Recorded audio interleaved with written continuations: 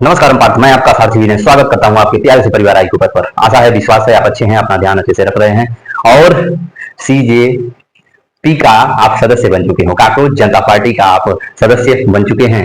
ये कुछ साल पहले ही आपको जग जाना चाहिए था। जैसे आज युवा जगा हुआ है, जेनजी जो है हमारा आज जगा हुआ है, आज उसे दिख रहा है सरकार में कैसे क्या कर रही है, हमारे साथ खेल रही है। ऐसे ही आपको कुछ साल पहले ही जग जाना चाहिए था। लेकिन हाँ, देर आए दुरुस्त आए, आज सरकार की आप लोग आंखें खोल रहे हो तो बहुत बढ़िया बात है। ऐसे ही आप सारी गंदगियों को साफ कर देना ताकि पीने योग्य पानी हो सके। ठीक है, अब जगह हो तो सोना मत, उसमें कोई करप्ट लोगों को मत भरना कि वो क्या करें, फिर आकर के इसमें इसका लाभ लें और फिर उसके बाद वो लोग उसमें शामिल हों, लीडरशिप करें, फिर उसके बाद वो भी लोग क्या करें, उनका उद्देश्य घर अपना भरना हो और फिर उसके बाद जैसे सरकार हमारे साथ कर रही थी वैसे ही वो भी लोग करने लगे। तो ये ध्यान रखना, आज ये पार्टी बनी है काकरोच जनता पार्टी, तो ये काकरोच क्या करे, साफ करे गंदगी को, ये दिखाए। इतना पढ़ लिख के आप अपना अधिकार मांग सकते हो, आप इतना तो आगे बढ़े, मेरे लिए बहुत खुशी की बात है। आज हम लोगों का टॉपिक है उत्तर वैदिक काल। हम लोगों ने ऋग्वैदिक काल को पढ़ लिया। ऋग्वैदिक काल में हम लोगों ने क्या क्या पढ़ा, तो ऋग्वेद, सामवेद, यजुर्वेद, अथर्ववेद, उपनिषद, पुराण, महाभारत, रामायण, ये सारी चीजें हम लोगों ने पढ़ा। और आज हमारा टॉपिक है उत्तर वैदिक काल। उत्तर वैदिक काल, वैदिक काल। इसका समय है कितना, इसका समय आप लिख लो 1000 बीसी से 600 बीसी तक। 1000 बीसी से 600 बीसी तक किसका, इसका समय काल रहता है। ठीक है,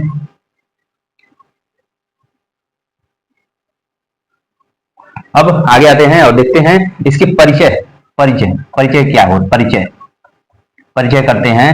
उत्तर वैदिक काल से हम लोग क्या करते हैं, परिचय करते हैं। ठीक है, तो उत्तर वैदिक काल में क्या हमारा जो समाज कैसा था, तो समाज जान लो कि ऋग्वैदिक काल के समान ही समाज क्या था, पितृ सत्तात्मक था। ऋग्वैदिक काल के समान ही ऋग्वैदिक काल के समान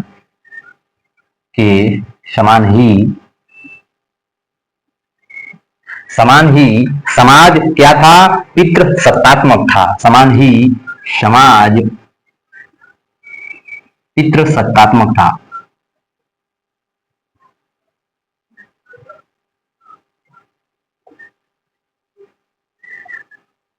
समाज कैसा था, समाज पितृ सत्तात्मक था। लिखना कि उत्तर वैदिक काल में क्या क्या बदला।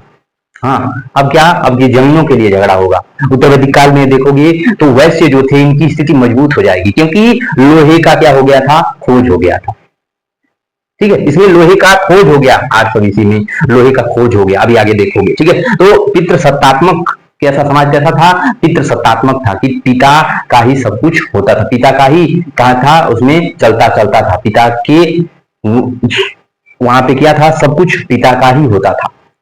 राज किसका था, पिता का होता था, माँ का कुछ नहीं चलता था, किसी का भी कुछ नहीं, पिता का सब कुछ था, पिता का सत्ता था उसमें होता था। ठीक है, पिता का सत्ता तो था समाज में, पिता का तो महत्व होता था, महत्व था, लेकिन महिलाओं की भी स्थिति अच्छी थी इसमें।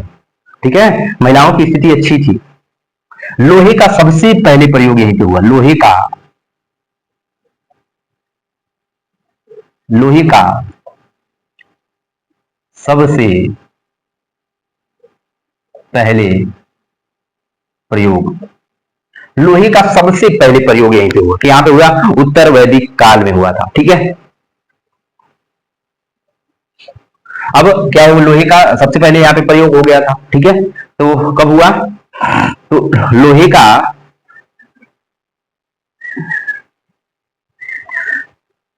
प्रयोग हुआ था, आविष्कार हुआ था उत्तर प्रदेश के, यूपी के अतरंजी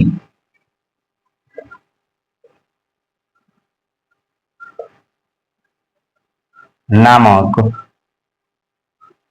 स्थान पर, उत्तर प्रदेश के अतरंजी खेड़ा नामक स्थान पर 800 बीसी में लोहे की खोज हुई, लोहे का खोज हुआ। अब लोहे का जब खोज हो जाएगा तो इसका प्रयोग क्या होगा, तो इसका प्रयोग जो देखोगे खुदाई, हथियार बनाना, ये मतलब अनेक तरह से हम लोग क्या करेंगे, इसका प्रयोग करना शुरू करेंगे। और क्या हुआ, तो जब ये लोहे का जब आविष्कार हो गया आपका, तो इससे जो हमारे व्यापारी वर्ग जो था, जो अनाज का प्रयोग, जो लोग व्यापार करते थे, वैश्य जो थे, उनकी स्थिति बड़ी मजबूत हुई। अब जैसे ही उनकी स्थिति मजबूत होगी तो वो लोग क्या करेंगे, जो है अपना वर्चस्व साबित करेंगे। वो लोग ब्राह्मणों को पैसा देंगे, वो लोग क्षत्रियों को पैसा देंगे, वो लोग शूद्रों को पैसा देंगे, और क्या करेंगे, ये लोग मजबूत बनने की कोशिश करेंगे। आप देखोगे, अभी देखोगे इन लोगों की कैसे ये लोग चाल चलते हैं। अब आपको देखोगे कि वर्ण जो व्यवस्था थी हमारी, जो हमारा वर्ण व्यवस्था था, वर्ण व्यवस्था मजबूत हुई, व्यवस्था कठोर हुई, कठोर हो गई जन्म के आधार पर।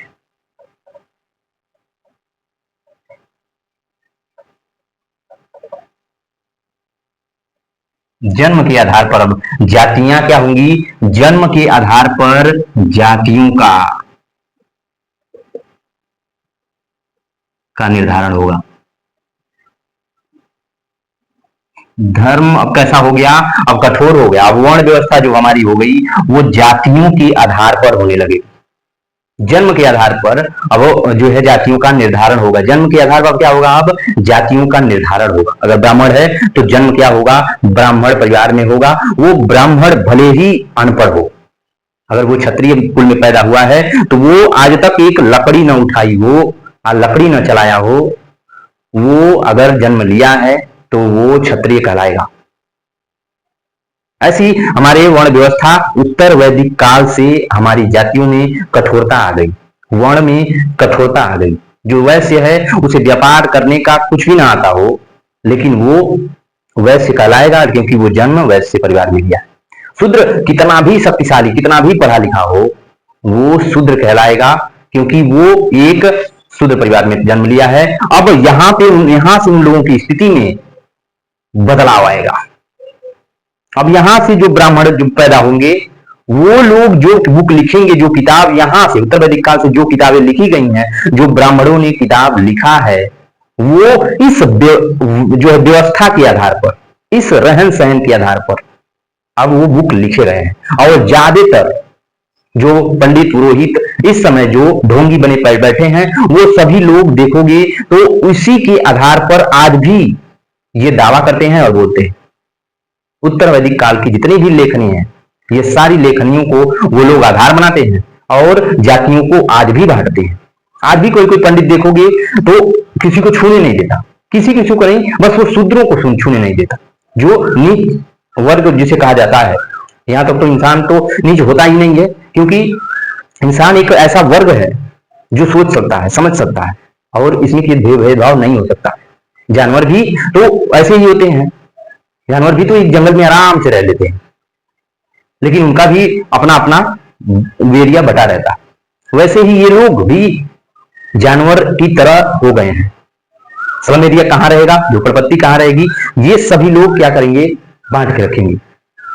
अगर इन्हें ब्लड की जरूरत है तो स्लम एरिया झोपड़पट्टी नहीं देखते हैं, झोपड़पट्टी या कहीं से अपना ब्लड ले लेंगे। जी जैसे ही ये जी लेते हैं जिंदगी अपना, वैसे ही आपको ठुकरा देते हैं।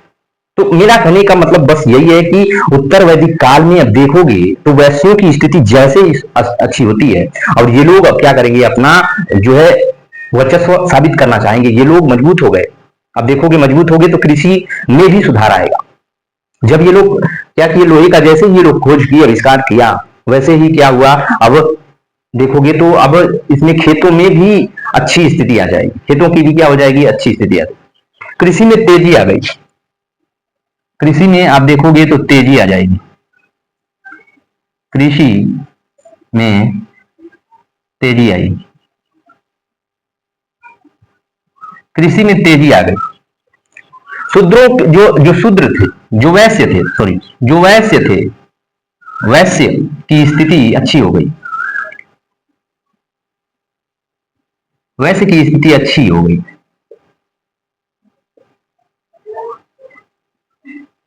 वैश्यों की स्थिति अब देखोगे तो अच्छी हो जाएगी यहाँ पे।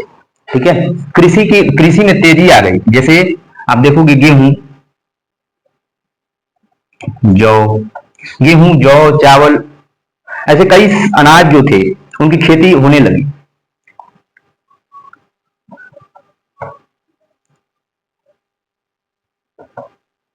होने लगी, होने लगी थी। फिर आगे बढ़ते हैं, आगे बढ़ के हम देखते हैं कि यहाँ की जो राजनीति थी कैसी थी। राजनीति,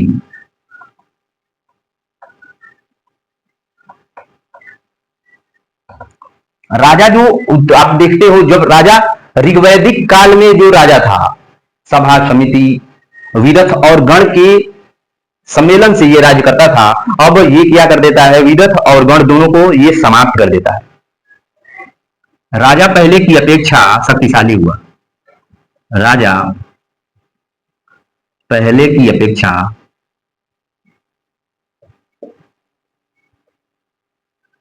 मजबूत हुआ।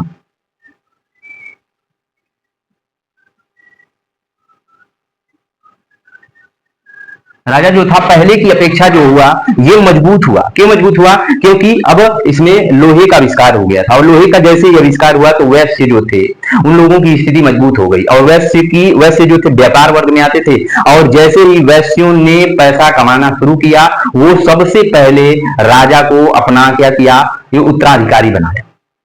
राजा की मदद करनी शुरू की। तो अब जो पहले गायों के लिए लड़ाई होती थी, अब जमीनों के लिए लड़ना शुरू कर देते हैं ये लोग। ये लोग जमीनों के लिए अब लड़ना शुरू करते हैं।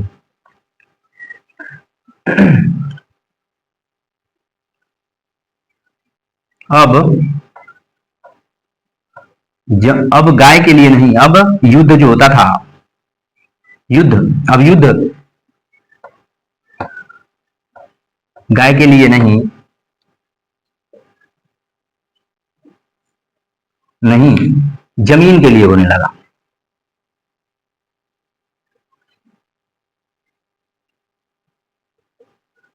होने लगा। अब जो होता था, अब लड़ाई ये लोग गाय के लिए नहीं करते थे, अब ये लोग गाय जो लड़ाई करते थे तो जमीन के लिए करते थे। क्योंकि जो ऋग्वैदिक काल में इन लोगों को कोई ऐसा जो है, कोई ऐसा हथियार इनके पास नहीं था जैसे ये लोग जमीन की क्या करें, जुताई बुआई करके फसलों का ये लोग अच्छे से उत्पादन कर सके। लेकिन अब देखोगे जैसे ही 800 बीसी में लोहे का आविष्कार हुआ, वैसे ही ये लोग अपना हल बना लिए थे, और जो और उपकरण भी बना लिए थे जमीन को खुदाई करने के लिए। और जैसे ही ये लोग उपकरण बना लिए तो अब इनके पास इनकी स्थिति जो थी अच्छी हो गई। अब जब इनकी स्थिति अच्छी हो जाएगी तो अब ये गाय के लिए नहीं, अब जमीन के लिए लड़े। अब आप जानते हो कि जब समाज में पहले की अपेक्षा शुद्धता आती है तो कुरीतियां बढ़ती हैं।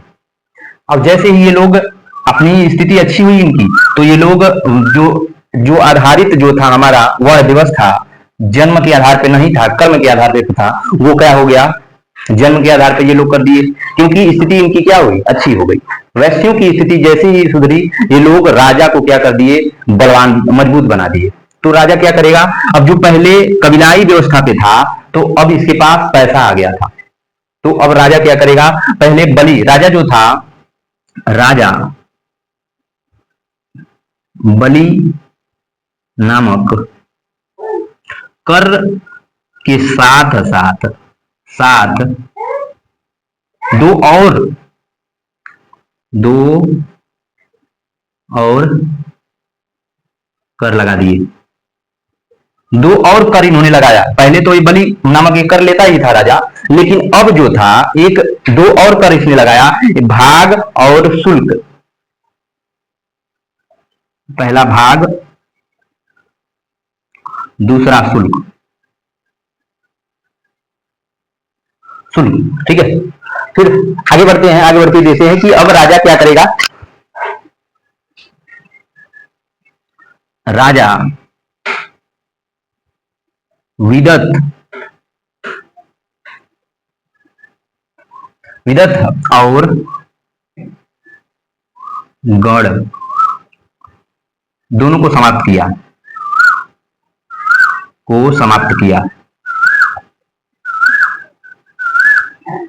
समाप्त किया। ठीक है।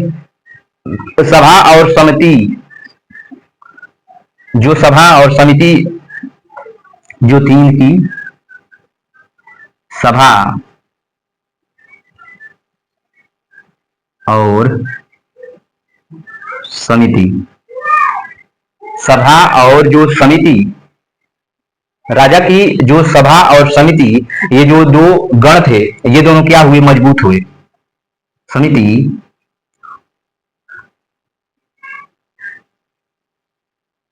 मजबूत हुए, सभा और समिति दो, ये इसके जो समितियां जो थी दोनों, ये दोनों समितियां मजबूत हुई राजा की। और राजा, ये जो दो समितियां जो थी, ये जो विरथ और गण, ये जो दो समितियां जो थी, जो आप ऋग्वैदिक काल में देखा था, उस समितियों को क्या किया राजा? खत्म कर देता है। और फिर उसके बाद सभा और समिति को क्या करता है? मजबूत करता है। और उसके बाद अब राजा क्या करेगा? अपने लिए एक रत्नी नामक अधिकारी को नियुक्त करता है, क्योंकि आप जानते हो जब आपके पास सत्ता आ जाती है तो उसको खोने का डर हो जाता है। आपको ये भी पता करना पड़ता है कि समाज में कैसी स्थिति, क्या विचारधारा चल रही है। तो उसके लिए आपको एक गुप्तचर की व्यवस्था करना पड़ता है, ताकि आपको ये पता चले कि हमारे बारे में क्या भावनाएं लोगों के मन में उपज रही हैं। तो उसके लिए राजा अब क्या करेगा? आगे रत्नी नामक एक अधिकारी, विश्वास पात्र अधिकारी था, उसकी नियुक्ति करता है। आगे चलते हैं, इसको नोट करिएगा। अब राजा धीरे धीरे क्या होगा? कठोर होगा। अब जैसे आप लोग ऋग्वैदिक काल में जैसे इन लोगों की स्थिति थी, कुछ कुछ ऐसी स्थितियां जो होंगी जो बिगड़ेंगी। और उसके बाद आप देखोगे अन्यास, अंधाधुन बलि बलि पशुओं की दी जाएगी। राजा एक विश्वास पात्र अधिकारी,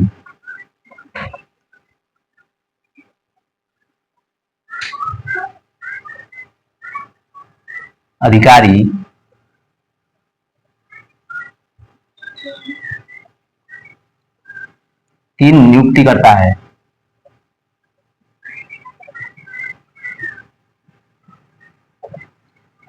जिसको क्या कहते हैं? रत्नी। राजा एक रत्नी नामक अधिकारी की नियुक्ति करता है, जो किसका क्या था? राजा का विश्वास पात्र था। ठीक है, फिर आगे बढ़ते हैं। ये राजा का क्या था? विश्वास पात्र अधिकारी था। तो उसकी क्या करता है? ये नियुक्ति करता है। फिर उसके बाद अब आते हैं हम लोग कि आगे बढ़ते हैं, आगे बढ़ के ये देखते हैं कि अब हमारा समाज कैसा था, कि उत्तर वैदिक काल का समाज कैसा था। समाज, उत्तर वैदिक काल का समाज कैसा था? तो अभी मैंने आपको ऊपर बताया कि वर्ण व्यवस्था जो हुई हमारी, तो वर्ण व्यवस्था क्या हुई? कठोर हुई थी। रोटी और बेटी पे पाबंदी हो गया। ठीक है, समाज क्या था? अब रोटी और बेटी पर पाबंदी हुई। अभी आपने ऋग्वैदिक काल में पढ़ा था कि रोटी बेटी पे कोई पाबंदी नहीं था। आप किसी के साथ भी क्या करते थे? बैठ के खा सकते थे, किसी के घर में भी खा सकते थे। लेकिन किसी के जो है किसी भी वर्ग में आप जो विवाह अपने बेटी का विवाह किसी भी वर्ग में कर सकते थे, मना ही नहीं था। लेकिन यहाँ पे उत्तर वैदिक काल में रोटी पे भी पाबंदी लग गई कि आप हर किसी के साथ बैठ के नहीं खा सकते, आप शूद्र के साथ बैठ के नहीं खा सकते। अब यहाँ पे यहीं पे देखोगे शूद्रों की स्थिति जो थी बद से बदतर हो गई थी। उनके गले में घंटा बांध दिया जाता था, इतना बड़ा घड़ा, और फिर उसके बाद उसके पीछे जो देखोगे तो झाड़ू, उसके पीछे इतना बड़ा झाड़ू लगा दिया जाता था कि उसके चलने से घड़ा में कंकड़ डाल दिया जाता था। चलने से जब वो चलेगा तो घड़ा जो बजेगा, ऐसे घड़ा हिलेगा तो बजेगा, खन खन टन टन, तो इससे पता चल जाएगा कि शूद्र आ रहा है।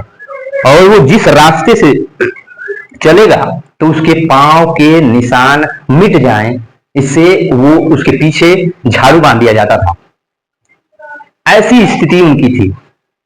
वो जिस कुएं से पानी पिएंगे उस कुएं पे कोई नहीं जाएगा, यानी उनके लिए कुएं नहीं थे। जिस तालाब में अगर ब्राह्मण क्षत्रिय वैश्य जा रहे हैं, नहा रहे हैं, तो उस पोखरे में अगर वो लोग हैं तब तक शूद्र वहां उस पोखरे में पानी नहीं पी सकता। इतनी व्यवस्था थी, इतनी कठिन व्यवस्था होगी, इतनी कठोर हो गए थे लोग। तो देखोगे तो समाज क्या था, रोटी और बेटी पे क्या हो गई, पाबंदी लग गई, पाबंदी लग गई थी। शूद्रों की स्थिति ऐसी हो गई थी और आज भी ये हो रहा है। ठीक है, ये तो संविधान थोड़ा मजबूत हुआ तो इन लोगों की स्थिति में थोड़ी कुछ मजबूती आई, नहीं तो आज भी गांव में आके देखो तो ये व्यवस्था चलती है, आज भी चलता है। नेक्स्ट आगे चलते हैं, आगे कि अब महिलाओं की स्थिति में गिरावट आएगी। महिलाओं की स्थिति में महिलाओं की स्थिति में महिलाओं की स्थिति में गिरावट आई, गिरावट, महिलाओं की स्थिति में गिरावट आ गई। ठीक है, फिर आगे बढ़ते हैं, आगे बढ़ के ये देखते हैं कि हम लोगों ने ऋग्वैदिक काल में पढ़ा था कि जो सभा और समिति, ये जो समितियां थी उसमें महिलाएं भी भाग लेती थी, लेकिन अब सभा और समिति से क्या किया गया, महिलाओं को बाहर किया गया। सभा और समिति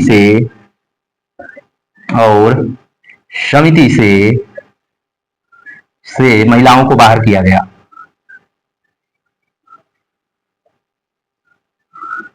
को बाहर किया गया, बाहर किया गया, किया गया। ठीक है, आगे बढ़ते हैं, आगे बढ़ के ये देखते हैं अब क्या किया गया, इनको अलग किया गया, किसकी, सभा और समिति से। ठीक है, क्या क्या समाज हमारा कैसा था कि देखो अभी समाज वैसा नहीं था। ठीक है, बाल विवाह नहीं था, बाल विवाह नहीं था, कुछ कुछ स्थितियां जो थी अच्छी थी। ठीक है, बाल विवाह नहीं था, नहीं था, देखो बाल विवाह नहीं था यहाँ पे। ठीक है, बहु विवाह नहीं था, बहु विवाह भी नहीं था, बहु विवाह नहीं था, पर्दा प्रथा भी नहीं था, पर्दा प्रथा, पर्दा प्रथा भी क्या था, नहीं था, पर्दा प्रथा नहीं था। ठीक है, पर्दा प्रथा नहीं था, सती प्रथा भी क्या था, नहीं था, सती प्रथा नहीं थी, सती प्रथा नहीं था, सती प्रथा नहीं था, सती प्रथा नहीं थी। ठीक है, सती प्रथा भी क्या था, यहाँ पे नहीं था। अब क्या क्या होता था, तो विधवा पुनर्विवाह, विधवा पुनर्विवाह होता था, विवाह होता था। ठीक है, विधवा पुनर्विवाह होता था, नियोग जो होता था, नियोग प्रथा थी, नियोग प्रथा था, नियोग नियोग प्रथा नियोग प्रथा था।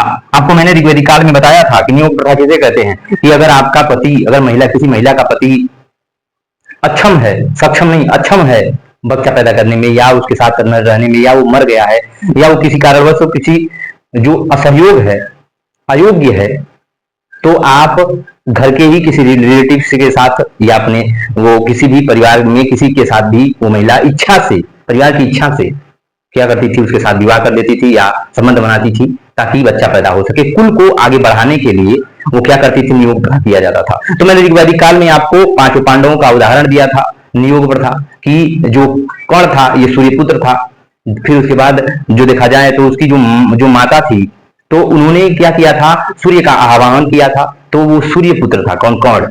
तो सूर्य के का वो बीज था, कर्ण सूर्य का बीज था। फिर उसके बाद नहीं, हाँ, जो फिर उसके बाद वैसे ही सभी पांचों पांडव जो थे वो किसी न किसी एक देवता के वो क्या थे, बीज थे। तो वैसे ही वो नियोग प्रथा से वो लोग पैदा हुए थे। उस यही होता है एक नियोग, नियोग प्रथा होती है। ठीक है, आगे बढ़ते हैं। शिक्षा और संपत्ति का भी अधिकार था, शिक्षा और संपत्ति का अधिकार था। का अधिकार था। शिक्षा और संपत्ति का भी अधिकार था। इतनी भी जो ये लोग नहीं थे, ठीक है। अंतर्जातीय विवाह, आभूषण पहनने का भी अधिकार था, ठीक है।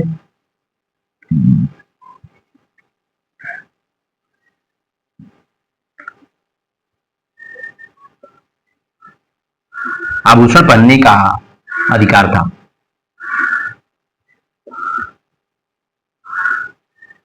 ठीक है, आगे बढ़ते हैं, आगे बढ़ते हैं, आगे बढ़ते हैं हम लोग, ठीक है।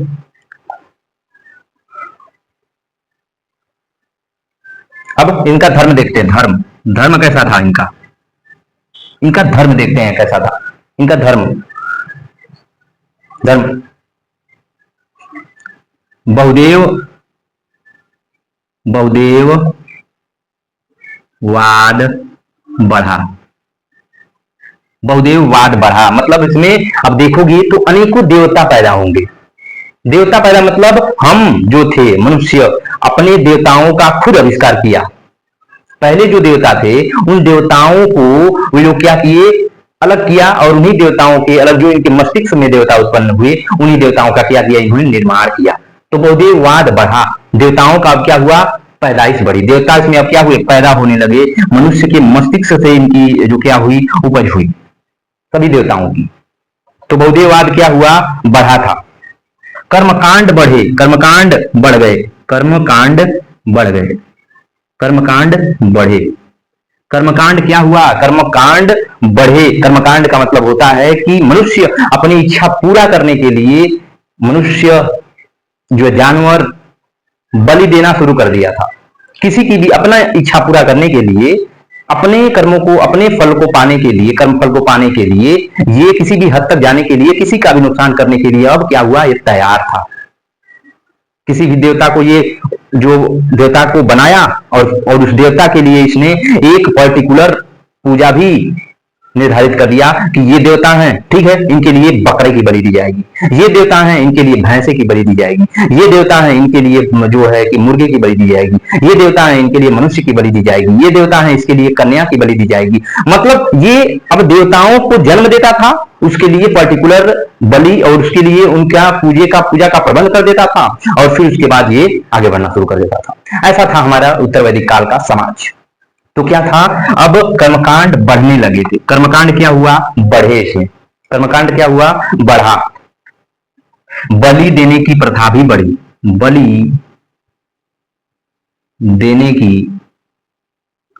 बलि देने की किसकी, जानवरों की। जानवरों को काटना,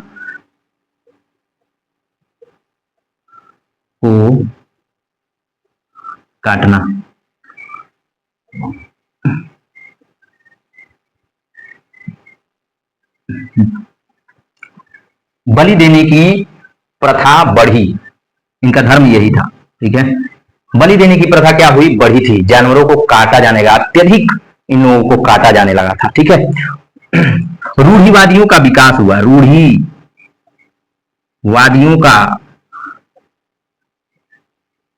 का विकास हुआ।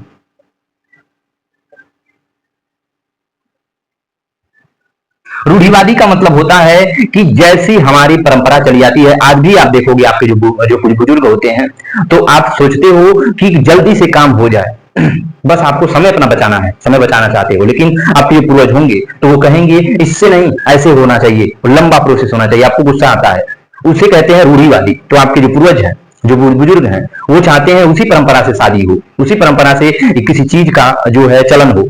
तो आप चाहते हो नहीं, ऐसा नहीं होना चाहिए। तो आपकी जो पूर्वज हैं वो रूढ़ी है, उन्हें रूढ़ी कहा जाता है कि पुरानी परंपराओं को ले करके चले आते रह जाना और अभी तक उसका पालन करना, उन्हें कहते हैं रूढ़िवादी। और आप क्या हो, उदारवादी हो। आप उदारवादी मतलब नए परंपराओं को स्वीकार कर लेना, उन्हें कहते हैं, क्या कहते हैं, उदारवादी कहते हैं। और एक वर्ड और आता है जिसे रेडिकल कहा जाता है। रेडिकल जो होते हैं, नए परंपराओं को अपना लेना, नए परंपराओं को क्या कर देना, अपना लेना। ये उदारवादी जो रेडिकल जो होते हैं, एक थोड़ा समान होते हैं, ठीक है। रेडिकल जो होंगे उदारवादी, जो उदारवादी होते हैं ये कुछ समझदार, कुछ समझते हैं, ठीक है, अपने समय को बचाने के लिए उसको भी क्या करते हैं, उनको भी लेके चलते हैं और समय को भी बचा लेते हैं। लेकिन जो रेडिकल होते हैं ये नई परंपरा के होते हैं, ये नई परंपरा को, कि अगर वो चीज नहीं भी हो रही होती है उसमें ये लोग नया पैदा कर लेते हैं, ये कहते हैं रेडिकल। ठीक है, आगे बढ़ते हैं। रूढ़िवादियों का क्या हुआ, विकास हुआ, रूढ़िवादियों का विकास हुआ, जातिगत भेदभाव बढ़ा, जातिगत भेदभाव बढ़ गया, भाव बढ़ा, जातिगत, आप देखोगे यहीं पे जातिगत भेदभाव बढ़ गया था। ठीक है,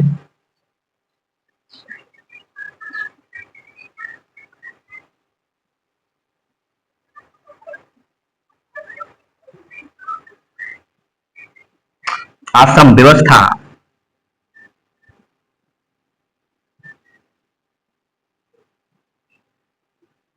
आश्रम व्यवस्था का निर्माण हुआ, आश्रम व्यवस्था का निर्माण हुआ, आश्रम व्यवस्था का निर्माण हुआ था। इसमें क्या था, व्यक्ति की जन्म से लेकर, व्यक्ति के जन्म से लेकर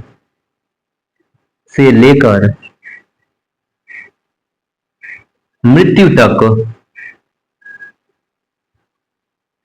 तक कर्म निर्धारित किए गए थे, तक लेकर मृत्यु तक कर्म व धार्मिक कार्य निर्धारित किए गए थे, निर्धारित किए गए। आश्रम व्यवस्था का निर्माण किया गया जिसमें व्यक्ति के जन्म से लेकर के मृत्यु तक, आप देखोगे मृत्यु तक उसके जो कर्म होंगे और उसमें धार्मिक अनुष्ठान जो होंगे, रीति रिवाज होंगे, उन सभी का क्या किया, उसमें वर्णन किया गया था। जिसमें पहला जो आश्रम व्यवस्था है वो ब्रह्मचर्य है। पहला आश्रम व्यवस्था क्या है, ब्रह्मचर्य है, ब्रह्मचर्य है। ब्रह्मचर्य 0 से 25 वर्ष तक आप 25 वर्ष तक 0 से 25 वर्ष तक आप क्या रहोगे, ब्रह्मचर्य रहोगे। इसमें आप क्या करोगे, इसमें आपका कार्य क्या रहेगा, बस शिक्षा हासिल करना होगा। इसमें आपका कार्य शिक्षा हासिल करना, शिक्षा हासिल करना,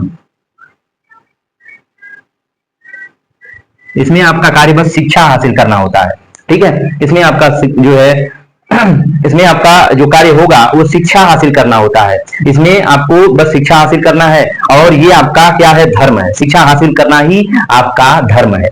ठीक है, दूसरा जो आपको आता था, दूसरा व्यवस्था जो होता था, तो दूसरा आपको गृहस्थ 25 वर्ष से 50 वर्ष तक आपको इसमें क्या करना है, गृहस्थ जीवन में रहना है। ठीक है, इसमें आपका धर्म क्या होगा, धन और काम, धन और काम क्या करना, इसमें हासिल करना, धन और काम की क्या करना, प्राप्ति करना होता है। ठीक है, धन और काम की क्या करना, अब जो प्राप्ति करना। और तीसरी जो आपको व्यवस्था मिलेगी वो है वानप्रस्थ। वानप्रस्थ 25 वर्ष से लेके 50 वर्ष से 75 वर्ष तक आप क्या करोगे, आपका कार्य क्या रहेगा, आपका कार्य रहेगा चिंतन और मनन करना होता है। चिंतन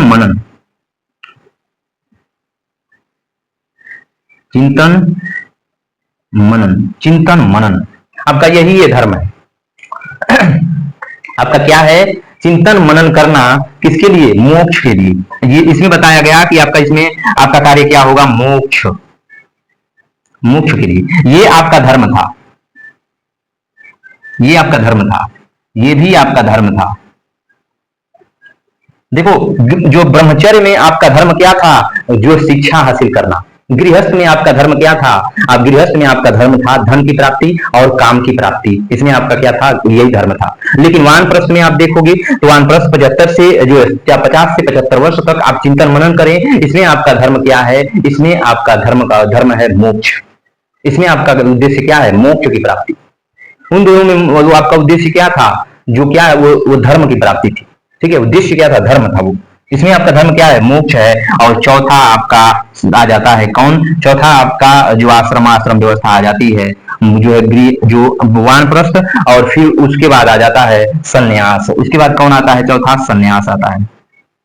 संन्यास, संन्यास में आप 75 से लेकर के 100 वर्ष तक आप क्या करोगे? गृह त्याग दोगे, गृह को त्यागोगे, गृह त्याग, गृह त्याग करोगे, और फिर उसके बाद यही आपका क्या है? मोक्ष है।